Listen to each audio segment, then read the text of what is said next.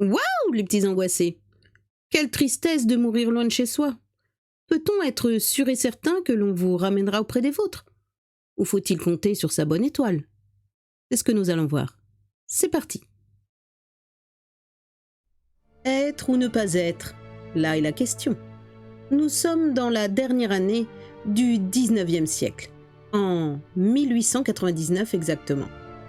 C'est pourquoi la suite de notre histoire est de notre époque. Enfin, presque. Nous sommes aux États-Unis, et là on vit encore à l'heure des voitures à chevaux, des cols durs et des bottines à boutons. Ce soir-là, toute la troupe de la Shakespearean Company est inquiète. Edward Weston Mackenzie, l'acteur vedette de la troupe, se sent très mal. Le directeur confie au régisseur. Pendant le dernier acte, Edward n'a pas cessé de tousser et de cracher du sang. C'est très mauvais signe. Alors c'est donc vrai? Il est tuberculeux? Vous ne pensez pas qu'il va nous lâcher comme ça en pleine tournée? J'ai fait appeler un médecin à Galveston. Il est très pessimiste. Je crains le pire. Effectivement, Edward Weston Mackenzie décline rapidement. Son habilleuse, Marianne, et sa partenaire principale, Philomena Parkson, sont auprès de lui. Philomena, malgré ses 50 ans, bien sonnée, est encore vêtue de la robe blanche de la tendre et virginale Ophélie. Mackenzie n'a pas eu la force de quitter le pourpoint de velours noir de Hamlet. Dans un souffle, il murmure « Je voudrais tellement avoir le temps de revoir mon cher Ouskamgi, ma terre canadienne, avant de mourir. » Du Texas au Canada, il y a loin, surtout pour une troupe de théâtre. Impossible de faire transporter le malheureux Mackenzie. Et que deviendra la troupe sans lui?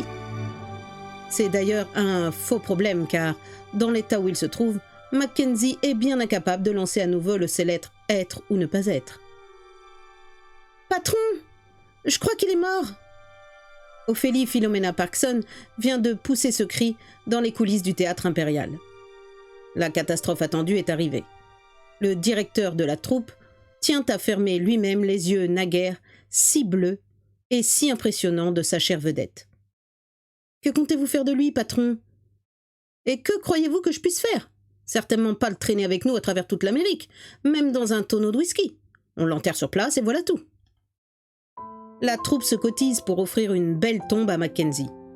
Tout le monde s'est montré généreux dans la mesure de ses moyens. Edward Weston Mackenzie est enfermé dans un magnifique cercueil en chêne.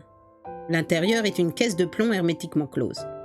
Évidemment, avec la chaleur de l'été texan, l'inhumation se fait dans la fraîcheur relative du soir.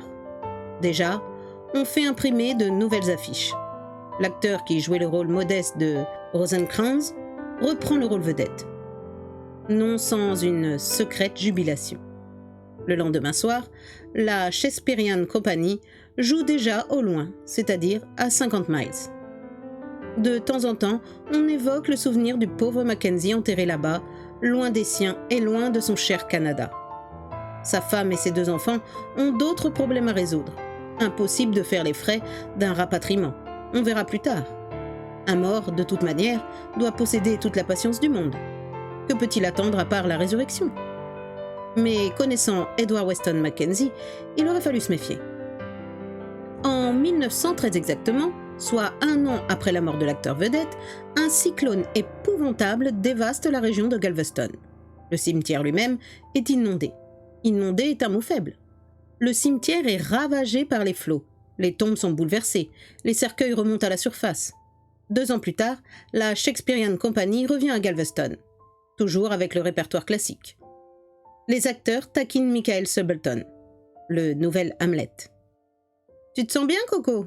Pas de problème pulmonaire. N'oublie pas que c'est ici que notre vrai Hamlet a terminé sa carrière.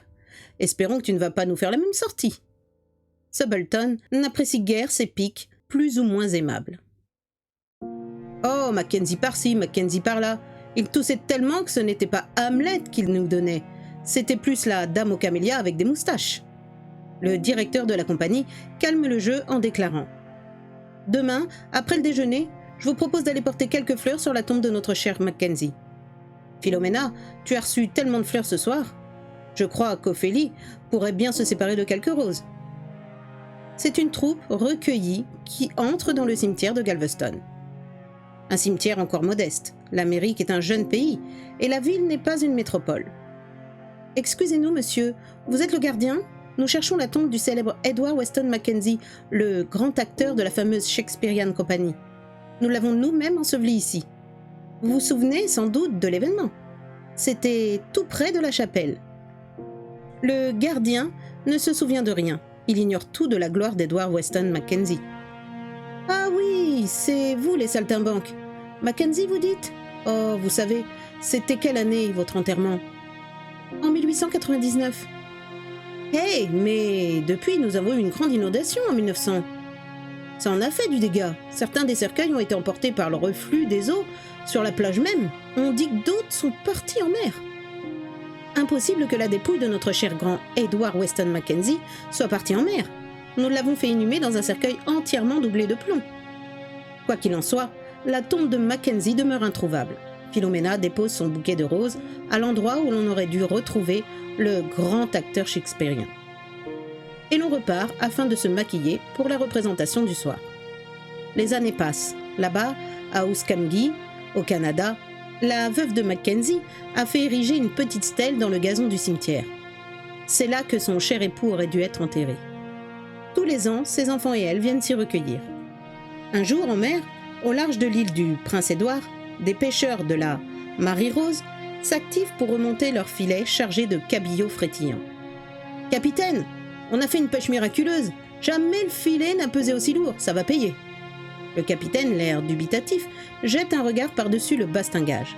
« Si ça se trouve, vous allez me remonter une charogne, un cachalot pourri ou quelque chose dans le même style.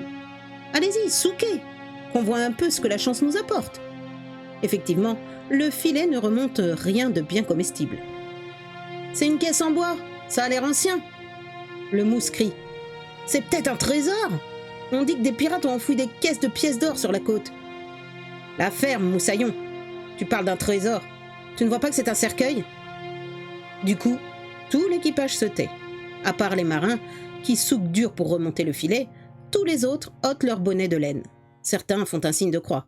Là, dans le filet, c'est bien un cercueil couvert d'algues et de coquillages qui apparaît, au milieu d'un tas de poissons frétillants. Une fois le cercueil à bord du bateau, tout l'équipage se rassemble. Certains sont partisans de rejeter immédiatement à l'eau la sinistre découverte. D'autres veulent l'ouvrir, histoire de voir si, par hasard, il ne serait pas rempli d'or et de pierreries.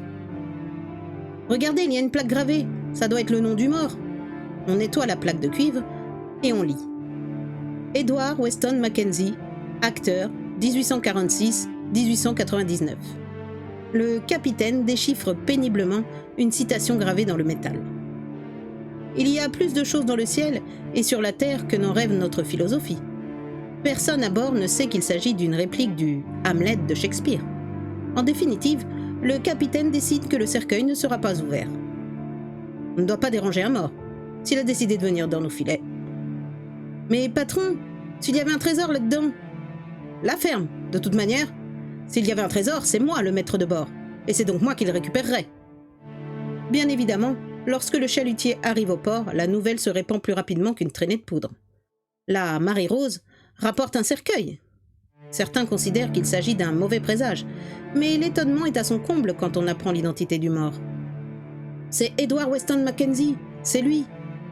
Pourquoi les habitants de ce port minuscule du Canada connaissent-ils le grand acteur shakespearien ? Tout simplement parce que le port d'attache de la Marie-Rose est Ouskamgee, le village même où Mackenzie est né. Quelle est la force qui l'a poussé à revenir ici ?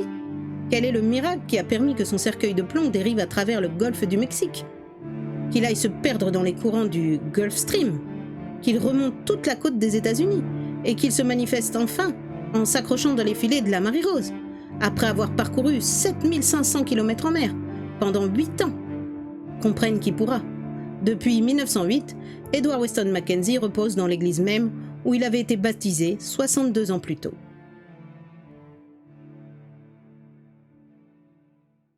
Voilà mes petits angoissés, c'est la fin de cette histoire. On constate qu'un souhait peut donc s'exaucer même après la mort. À bientôt les petits angoissés.